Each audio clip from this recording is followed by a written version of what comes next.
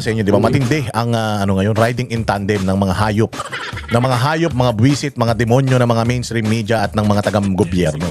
Matindi. Sabi ko nga sa inyo, sa laki ng perang ninakaw nila sa atin, mga bossing. Ginagamit nila yan para sa mga disinformation campaign. Laban kanino? Laban sa isang magiging kandidato sa 2028 na mag-e-expose sa lahat ng mga kahayupan nila. Una. Pangalawa, laban sa isang kandidato na hahabol sa kanila sa lahat ng mga pagnanakaw nila sa atin. Sa atin, oo, pati sa iyo. Ikaw na basher, punyemas ka. Pati ikaw, ninanakawan itong mga ipinagtatanggol mo. Kaya nga, pagpatingin ka na ng magpatingin ka na sa veterinaryo. Oh, ikaw na basher na nanonood ngayon na nagtatanggol pa rin kay Bongbong, magpatingin ka na sa veterinaryo. Bakit sa veterinaryo? Hindi ka kaya ng doktor ng mga tao. Doktor ka ng mga gago. Oo, at doktor ka ng mga hayop. Kaya kailangan sa veterinaryo ka magpa-check up. Doon sa pinakatangang veterinaryo. Baka sakaling maintindihan ka dahil tanga ka. Oh, paninira lang lahat ng ito kay Inday Sara, mga bossing. Paninira lang ito kay BP Sara dahil nga siya ang pinakamalakas, pinakamalupit, pinakamatibay na kandidato sa 2028. At alam naman natin, kapag Duterte ang naupo, ano ba ang nangyari nung nakaraang Duterte administrasyon? Noong nakaraang Duterte administration, ano nangyari? Nawala ang mga putang inang kriminal. Nawala ang mga magnanakaw sa Pilipinas, yung mga oligarko. Hindi siya nag-martial law, without even declaring martial law, mga bossing. Na-dismantle niya ang oligarkiya dito sa Pilipinas. Tandaan yan. Palakpakan. Na hindi niya kailangang mag-martial law, hindi niya kailangang magbatas militar. Ginamit ni Pangulong Duterte ang batas, ang gobyerno, ang kapangyarihan ng gobyerno. Sinunod ang batas para papanagutin ang mga tax evaders sa Pilipinas. Yung mga bilyonaryong mga angyayaman na magnanakaw pa. Anong ginawa ni Pangulo? O, pinagbayad niya ng buwis yan. Ngayon ba, may ganyang balita? Yung administrasyon na may mga tax evaders na mga pinagbabayad nila ng buwis. Sino ang mga in-LOA nila? Ano yung LOA? LOA po sa BIR, yan po yung letter of authority. Ibig sabihin, iniimbestigahan ka nila o binibigyan, iniimpormahan ka nila na ikaw ay kanilang iimbestigahan. Kung ikaw ba ay nagbabayad ng tamang buwis. Sino ang mga pinaiimbestigahan nila dyan? Kami. Yung mga umatin dyan sa Quadcom, sa Tricom, ng mga ulol na mga congressman. Kami ang in-LOA. Tiningnan nila saan daw ba nanggagaling ay yaman namin. Gago. Wala kaming yaman. Yabang lang. Marami kami. Oh. Ay napahiya sila eh. Kasi pinakitaan ko sila ng pagbabayad ng buwis simula pa nung kasi ang hiningi nila may specific na period lang silang hinihingi. O employed ako during those times. O dinasampal sa pagmumukha nila na ako ay isang lehitimong nagbabayad ng buwis, mga hayop sila. Tapos ninanakaw. Siguro tinatanong sa akin, Boss Dada, nagbabayad ka ba ng buwis? Kasi kulang ninanakaw namin. Punyeta kayo. Oo, gano'n ang mga nangyayari, mga bossing. So, nung panahon ni Pangulong Duterte ganyan, hinabol niya lahat ng mga tax evaders. Ngayon, walang gano'n. Oh, pagkatapos niyan, ano pa? Naubos ang lahat ng adik, naubos ang mga kriminal, lahat ng mga, yung red tape, nawala yan. Yung mga scammer, yung mga fixer sa gobyerno, mga ahensya ng gobyerno, nawala lahat yan. Oh, syempre, unang-una pa sa lahat, yung mga komunista, naubos lahat yan. Yung mga anak ninyo, malayang nakakapag-aral sa mga universidad nang hindi nire-recruit ng mga putang ng mga NPA na yan. Oh, yan yung nangyari nung panahon ni Pangulong Duterte. Yaan din ang reason kung bakit si Pangulong Duterte ay nakakulong ngayon. Kung ako ang isang Duterte, nakita ko yung nangyari sa tatay ko. Na sa kabila ng ginawa ng tatay ko sa bayang Pilipinas ay ginanon nila, hindi na ako tatakbo. Pero dahil nga si VP Sara nakikita niya na wala na siyang lusot dito eh. Wala na siyang takas dito. Whether she runs or not this coming 2028, they are going after lahat ng mga Duterte na hindi na makatakbo sa mga posisyon sa gobyerno. Bakit? Kasi alam nila na kapag Duterte ang nandiyadyaan sa gobyerno, hindi sila makakapagnakaw. Hindi sila makakapangulimbat, hindi sila makakakupit, hindi sila makakakickback. Ang mga hayop na yan, ang mga adik, yung mga drug lord. Kasi mga drug lord nagpapatakbo sa bayan ngayon. Hindi rin drug lord, sabi nila drug user pa. Yung nagpapatakbo sa bayan Pilipinas, sabi nila ngayon kapag Duterte ang nandiyan, hindi sila makakasuyop.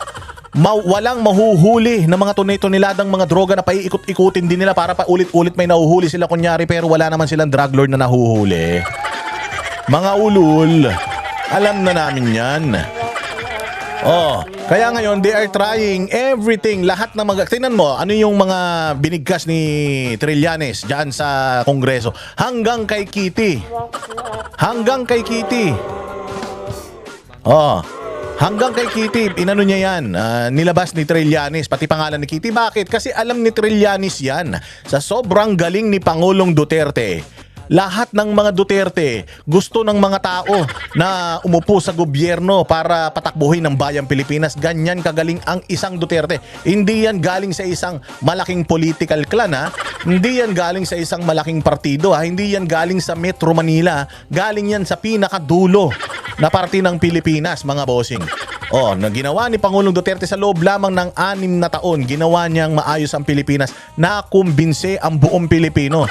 Kaya nga ginamit ng Marcos yung mga Duterte dahil alam nila hindi na sila hindi na sila makakabalik sa poder hanggat may Duterte nagbigay paraya si Inday Sara. Kaya ngayon yun yung opportunity nila na nakita na walang Duterte na nasa mataas na posisyon, at kapag walang Duterte nasa mataas na posisyon, pwede nilang i-demolish na yan si Inday Sara, uunahin nila yan. Isusunod nila si Pulong, si Baste, hanggang kay Kitty. At maniwala kayo, pati si Omar, si Harold Duterte, si Vice Mayor Duterte dyan sa Davao City, iisa-isahin nila yan. Uubusin nila ang lahi ng mga Duterte. Kakasuhan nila ng mga kung ano-anong katarantaduhan para wala ng Duterte na eligible na tumakbo sa mga pang-nasyonal na posisyon. Ganyan ang plano nila, kaya pati si Kitty dinadamay. Imagine 2016, ilang taon lang si Kitty noon. Teenager lang si Kitty, hinuhulugan daw ng pera ng drug lord. Yung sinasabing drug lord na yun, wala ngang kaso ng droga yun. Sinasabi lang ni Trillanes na drug lord yun, pero wala namang mga kaso o conviction na makapagpapatunay na talagang drug lord itong sinasabi niyang tao na ito. And he's been harping that since 2016. Sinabi niya naman yan. Since 2016, paulit-ulit niya nang sinasabi niya, kasi kung naniniwala siya na masama ang mga Duterte, sana hindi niya niligawan si Pangulong Duterte bilang presidente niya. Sabi niya kay Pangulong Duterte noong 2016, ako ang kunin mong vice president, pero sabi ni Pangulong Duterte, eto sa'yo, at meron pa ako isang regalo. Eto, 2, putang ina mo. Ulul. Ganun ang nangyari. Kaya ngayon, dahil alam nyo na, bitter ang tarantadong niyang bakla kasi ang puki ng ina niyan kaya ngayon, galit na siya sa mga Duterte simula noon. Dahil binasted ang buwaka ng ina niyan, ganyan ang ginagawa niya. Dinudurog niya ang mga Duterte, gawa-gawa ng mga propaganda. Propagandista yan, rebelde man yan Sundalo yan, puta tumalikod yan sa chain of command. Naging rebelde yung ulul na yan. So ibig sabihin, magaling lang itong tao na to para manira. Siniraan niya yung liderato noong panahon na siya ay nagre-rebelde pa, magdalo pa siya. Tapos nung nakapasok siya sa pamahalaan, yun yung pinakamalaking pagkakamali ng mga Pilipino, bumoto sila ng baliw. Nung nakapasok yan, wala nang ginawa yan. Noong si Pangulong Duterte, dati galing na galing siya kay Pangulong Duterte.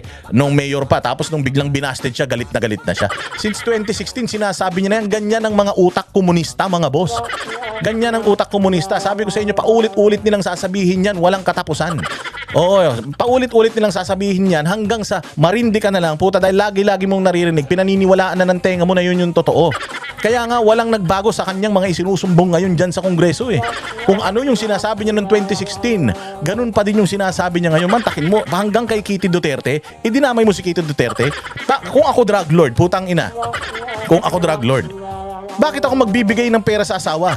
Bakit ako magbibigay ng pera sa sa teenager na anak? Bakit ako magbibigay ng pera sa anak ni Pangulong Duterte? Si Pangulong Duterte lang ang ang kasindikato ko. Bakit kasama silang lahat? Ano yan? Family syndicate? Ang alam ko may family syndicate dito ang mga Marcos. Ang sindikato ng mga Marcos, simula pa lang sa kanilang tatay hanggang sa nanay, putyang ina, minana ng mga anak. Hanggang sa mga pinsan, ganyan, isang buong korporasyon, isang buong pamilya, family tree ng mga magnanakaw yan sa Pilipinas. Proven po yan.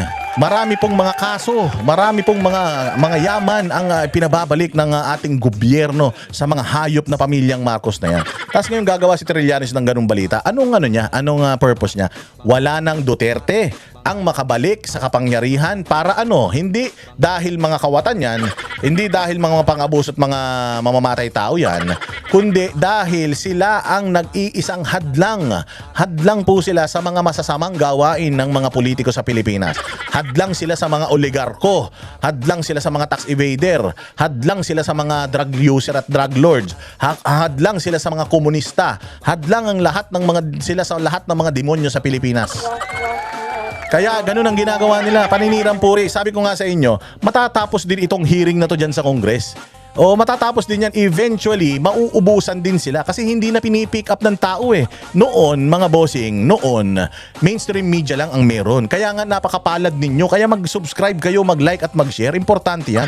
Napakapalad ninyo mga kababayan dahil meron ng social media. Meron ng kumukontra sa propaganda ng mga putang inang mainstream media.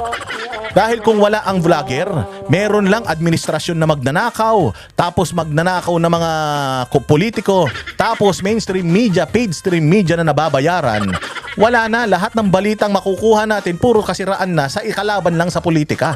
O ibuti may mga vlogger na o na hindi na babayaran ang mga prinsipyo, hindi na babali ang mga prinsipyo, hindi tayo kailanman natatakot sa mga putang ina demanda at saka mga death threat na yan.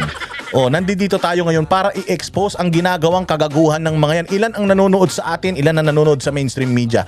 Wala na. Pinapanood na lang ang mainstream media para mainis ang Pilipino. Pero sa totoo lang, tayong mga vloggers, tayong mga nagtatanggol sa mga Duterte, tayo ang babasag doon sa maling gawain ng mainstream media. Katandem ang mga putang ina magnanakaw sa Pilipinas. Tandaan nyo yan. Na-miss nyo ako? Ha? O, ako lang ang nakakagawa nito.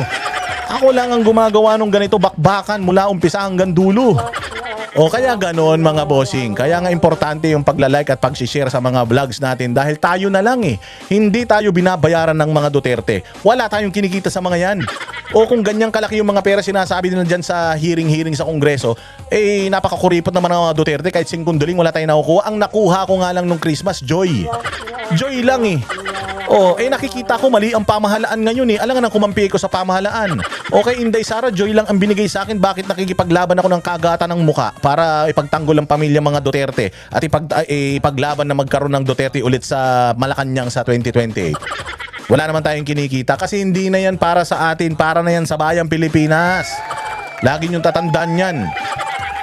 Hindi nila tayo kaya. Mas marami tayo, 32 million ang bumoto kay Inday Sara eh.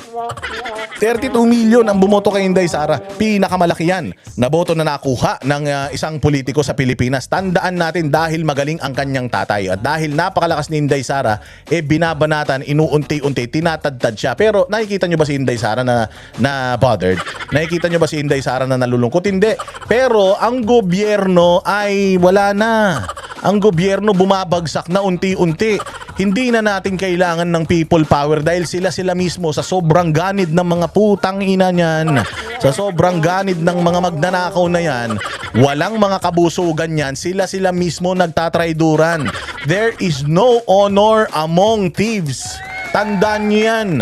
Kayo na mga kasabwat ni Bongbong at ni Romualdez, walang honor yang mga yan. Traidor yan, ilalaglag kayo niyan. Ikaw pangandaman, ikaw bersamin na bata, bersamin na matanda, ikaw lagdameyo kahit kapat session ka di umano ni Bongbong Marcos. Puta, para lang mailigtas niya yung sarili niya sa pagkahulog sa bangin, itutulak kayo ng mga putang ina niyan.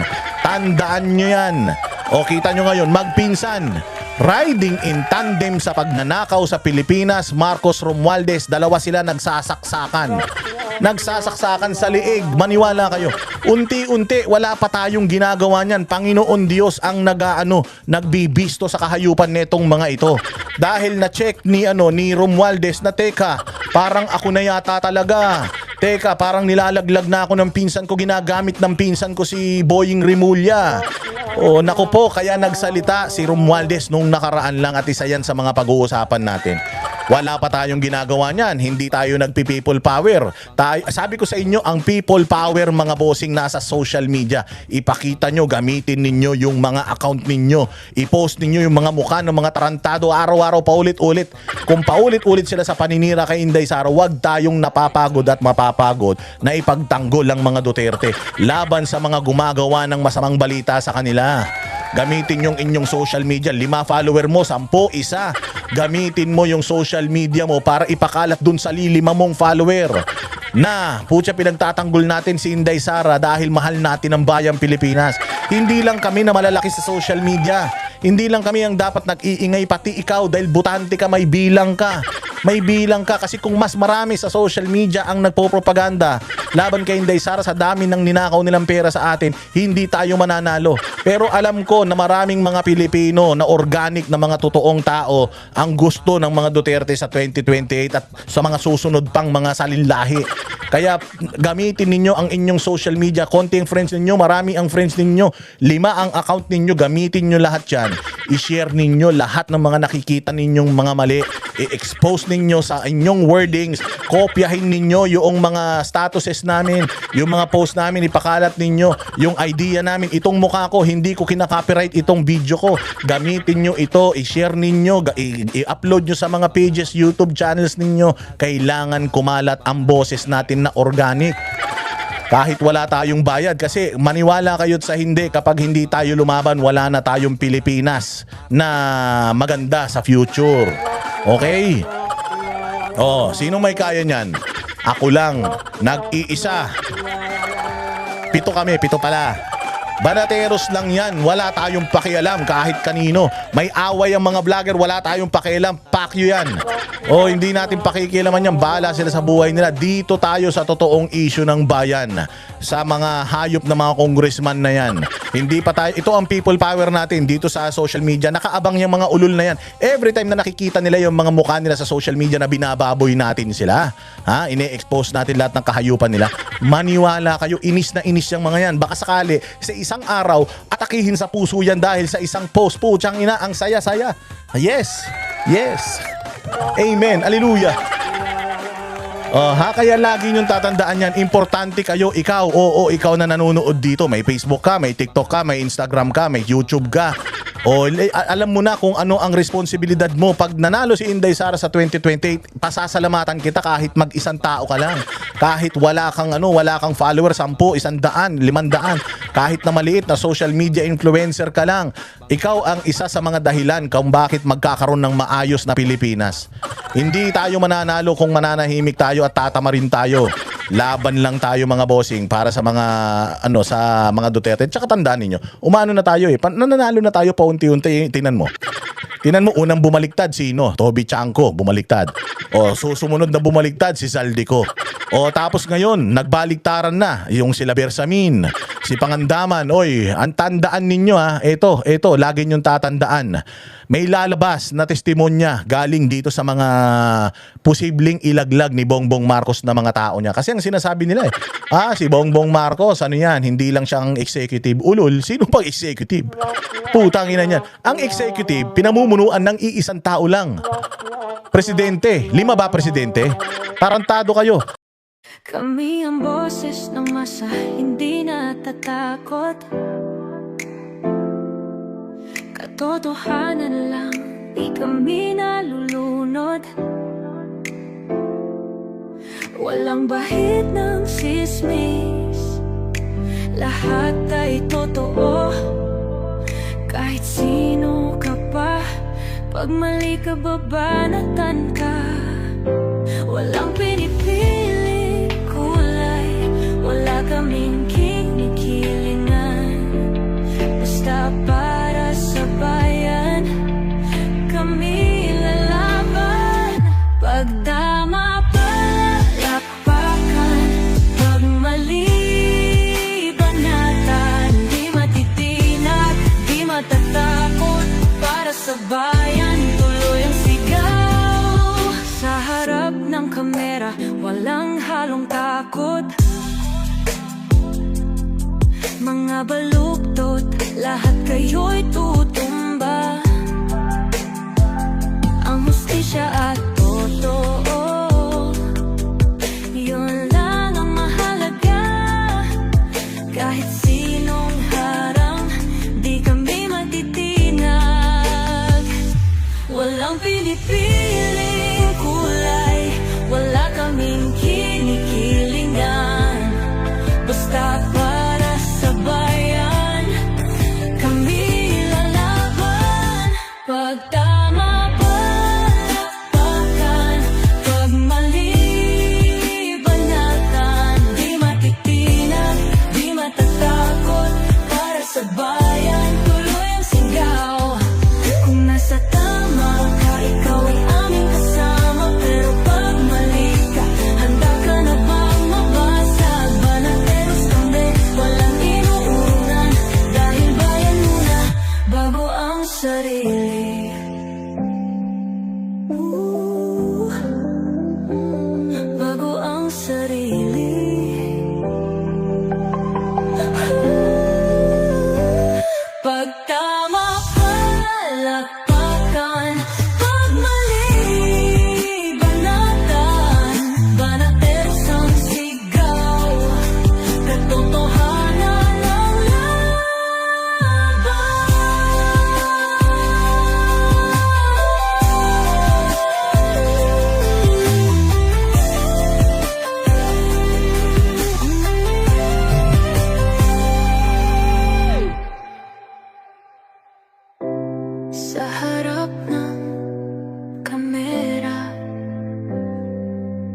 walang